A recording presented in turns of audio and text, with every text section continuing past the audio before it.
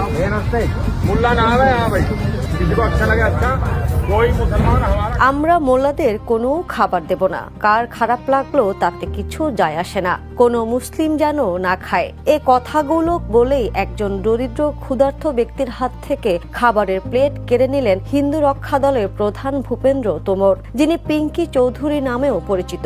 কতটা অমানবিক হলে একজন ক্ষুধার্ত মানুষের হাত থেকে খাবারের প্লেট কেড়ে নেওয়া যায় শুধু তার ধর্মের কারণে? কোন ধর্মই কি মানুষের মুখের খাবার কেড়ে নিতে শেখায়? मुल्ला ना आवे यहाँ भाई। সম্প্রতি সামাজিক মাধ্যমে ছড়িয়ে পড়া এই ভিডিও ঘিরে তীব্র ক্ষোভ তৈরি হয়েছে ভারতে।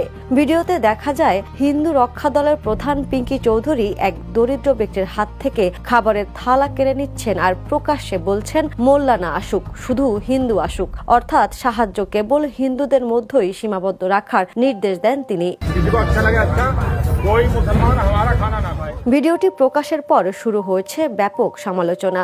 অনেকের মতে এই ধরনের বক্তব্য ও আচরণ ভারতের সাম্প্রদায়িক উত্তেজনাকে আরও উস্কে দিচ্ছে। हिंदू आए देंगे। এক প্লেট খাবার কেড়ে নেওয়ার এই দৃশ্য এখন নতুন করে প্রশ্ন তুলছে, মানবতা কি আজ ধর্মের কাছেই হার মানছে? আন্তর্জাতিক ডেস্ক, দ্য নিউজ।